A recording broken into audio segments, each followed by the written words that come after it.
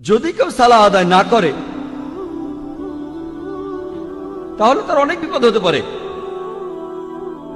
তখন হতে পারে আপনার বিশ্বাস দুর্বল হয়ে যাবে, অথবা এই বিশ্বাসটা চলেও যেতে পারে। কারণ মানুষ আসলে মনে করে পৃথিবীতে তার যে সম্পদ আর সম্মান আছে এর কারণ হলো পৃথিবীর সব বস্তুগত জিনিস। এভাবে সে আল্লাহ সুবহানাহু ওয়া তাআলার কাছ থেকে দূরে সরে যায়।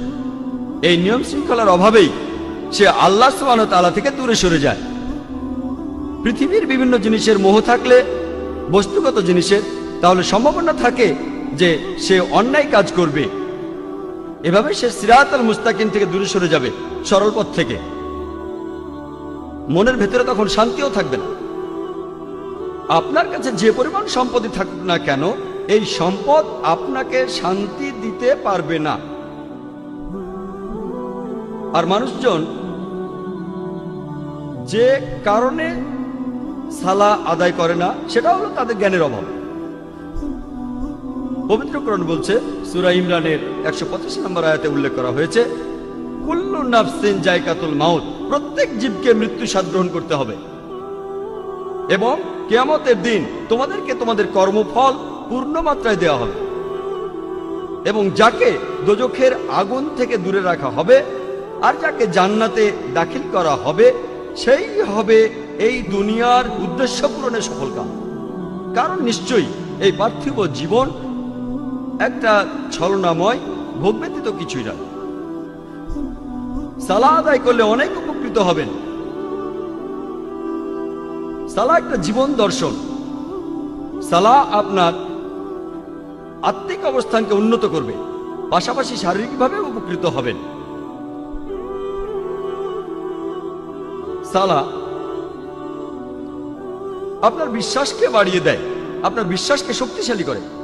পবিত্র কোরআনে সূরা আনফালের 2 নম্বর আয়াতে উল্লেখ করা হয়েছে যে সত্যিকারের বিশ্বাসী তারাই যাদের হৃদয় কম্পিত হয় যখন আল্লাহকে স্মরণ করা হয় আর যখন আল্লাহর আয়াত পাঠ করা হয়। এটা তাদের ঈমান বৃদ্ধি করে এবং তারা তাদের প্রতিপালকের উপরে নির্ভর করে।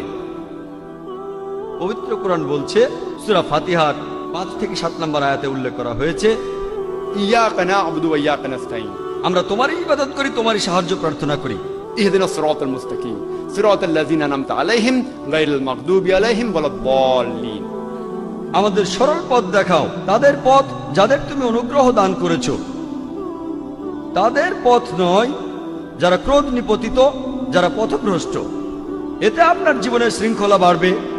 সত্যিকারের মুসলিম সে তার দিন শুরু করে ফজরের সালাহ আদায় করার মাধ্যমে।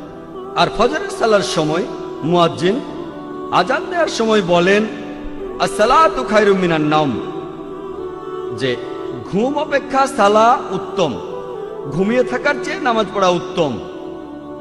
একজন সত্যিকারের মুসলিম দিনের মাঝখানে সালাহ আদায় করে আর সে তার দিন শেষ করে এশার সালাহ দিয়ে ঘুমাতে যাওয়ার আগে। সালাহ এছাড়াও সামাজিক অবস্থান উন্নত করে। সালাহ আদায়ের সময় যে সমাবেশ, সেটা আমাদের ভ্রাতৃত্ব বোধ বাড়ায়, মমত্ববোধ বাড়ায়, একতা বাড়ায়, আর এটা সাম্যবাদের এক অনন্য দৃষ্টান্ত। সংহতি বৃদ্ধি পায়। সালাহ আদায় করতে গিয়ে সবাই একত্রিত হয় আর তাদের মধ্যে ভালোবাসার বন্ধন জোরদার হয়। পবিত্র কোরআনে সূরা হুজুরাতের 13 নম্বর আয়াতে উল্লেখ করা হয়েছে, ইয়া আইয়ুহান নাসু ইন্না খালাকনাকুম মিন যাকরিন ওয়া উনসা ওয়া জাআলনাকুম শুউবান ওয়া কাবাইলা লিতাআরাফু ইন্না আকরামাকুম ইনদাল্লাহি আতকাকুম ইন্নাল্লাহা আলিমুন খাবীর। হে মানুষ জাতি, আমি তোমাদের সৃষ্টি করেছি একজন পুরুষ ও একজন নারী হইতে, পরে তোমাদের বিভক্ত করেছি বিভিন্ন জাতি ও গোত্রে, যাতে তোমরা অপরের সাথে পরিচিত হতে পারো। এজন্য নয় যে তোমরা পরস্পরকে ঘৃণা করবে।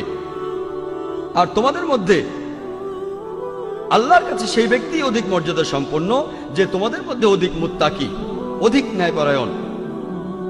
নিশ্চয়ই আল্লাহ সকল কিছু জানেন, সমস্ত খবর রাখেন।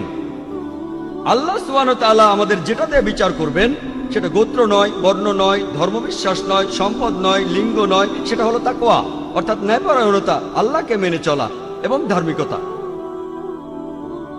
পবিত্র কোরআনে সূরা হুমাজার 1 নম্বর আয়াতে উল্লেখ করা হয়েছে, ওয়াইলুল লিকুল্লি হুমাজাতিল লুমাজা, দুর্ভোগ তাদের যারা সামনে ও পেছনে মানুষের নিন্দা করে থাকে।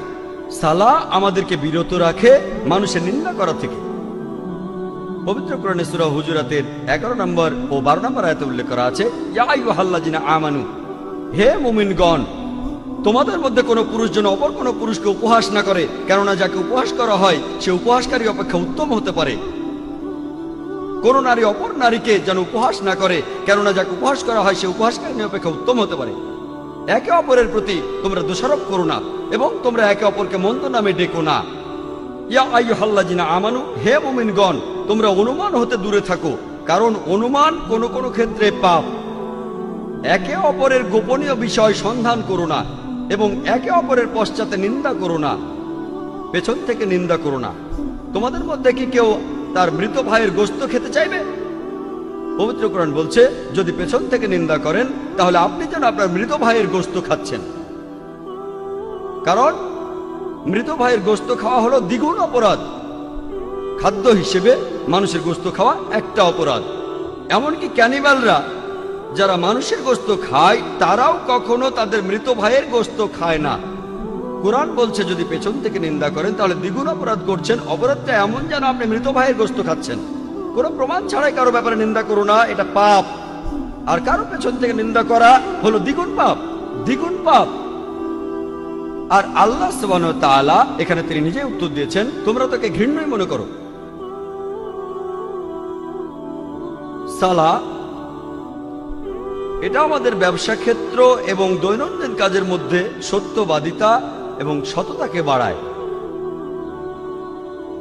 আমি আগে বলেছিলাম পবিত্র কোরআনে সূরা আনকাবুতের 45 নম্বর আয়াতে উল্লেখ করা হয়েছে, উতলু মা উহিয়া ইলাইকা মিনাল কিতাবি ওয়া আকিমিস সালাতা ইন্নাস সালাতা তানহা আনিল ফাহশাই ওয়াল মুনকার, যে তুমি আবৃত্তি করো সেই কিতাব হতে যা তোমার প্রতি প্রত্যাদেশ করা হয় এবং সালাত কায়েম করো, কারণ নিশ্চয়ই সালাত তোমাকে অশ্লীল ও মন্দ কাজ হতে বিরত রাখে। পবিত্র কোরআন বলছে সূরা ইসরার 81 নম্বর আয়াতে উল্লেখ করা হয়েছে, ওয়াকুল জাল হক ওয়া যাকাল বাতিল ইন্নাল বাতিলা কানা যাহুকা, বলো সত্য এবার উপস্থিত হয়েছে এবং মিথ্যা বিলুপ্ত হয়েছে, কারণ নিশ্চয়ই মিথ্যা তার প্রকৃতিগত কারণেই ধ্বংস হয়ে যাবে। সালাহ আমাদের সত্যবাদী হতে শেখায়। একই ধরনের কথা বলা হয়েছে সূরা বাকারায় 42 ও 43 নম্বর আয়াতে উল্লেখ করা হয়েছে যে তোমরা সত্যকে মিথ্যার সাথে মিশ্রিত করো না এবং জেনে শুনে সত্য গোপন করো না। কোরআন আমাদের সত্যবাদী হতে শেখায় যে সব সময় আমরা সত্যি বলবো। পবিত্র কোরআনে সূরা বাকারার 188 নম্বর আয়াতে উল্লেখ করা হয়েছে যে তোমরা একে অন্যের সম্পদ অন্যায়ভাবে গ্রাস করো না এবং মানুষের ধন সম্পত্তির কিয়দাংশ জেনে শুনে অন্যায়ভাবে গ্রাস করার উদ্দেশ্যে সেটা বিচারকের নিকট পেশ করো না। পবিত্র কোরআন বলছে ঘুষ দেয়া বা নেয়া নিষিদ্ধ, আপনারা ঘুষ দেবেন না। পবিত্র কোরআন আমাদের দেখিয়ে দেয় কিভাবে সৎ জীবনযাপন করতে হবে। পবিত্র কোরআন মানুষের জীবনে শান্তি এনে দেয়।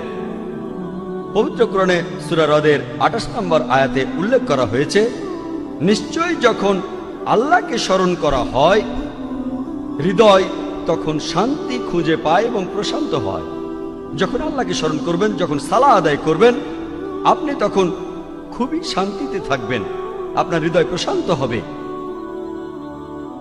সালাহ হলো আল্লাহ তাআলার সাথে যোগাযোগের সবচেয়ে শ্রেষ্ঠ উপায়। পবিত্র কোরআনে সূরা বাকারার 153 নম্বর আয়াতে উল্লেখ করা হয়েছে, ইয়া আইয়ুহাল্লাযীনা আমানুস্তাঈনু বিস-সাবরি ওয়াস-সালাহ, হে মুমিনগণ, ধৈর্য ও সালাতের মাধ্যমে তোমরা আল্লাহর সাহায্য প্রার্থনা করো। ইন্নাল্লাহা মা-সাবিরিন, আর নিশ্চয়ই আল্লাহ সুবহানাহু ওয়া তাআলা ধৈর্যশীলদের সাথে আছেন। আল্লাহ বলছেন ইন্নাল্লাহা মা-সাবিরিন, আর নিশ্চয়ই আল্লাহ তাআলা ধৈর্যশীলদের সাথে আছেন।